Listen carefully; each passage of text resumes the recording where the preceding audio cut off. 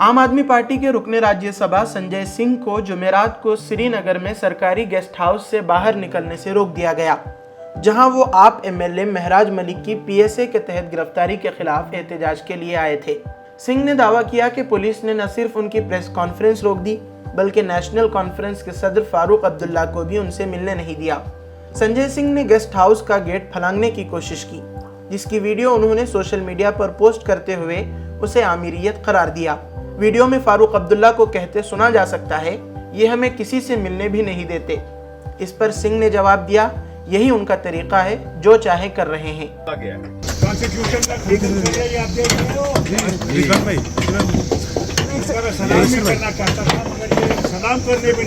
मिलने नहीं दे रहे हैं, निकलने नहीं दे रहे हैं, जो इनसे बंटवारा कर रहे हैं पुलिस दरबार ये हाथ देखिए।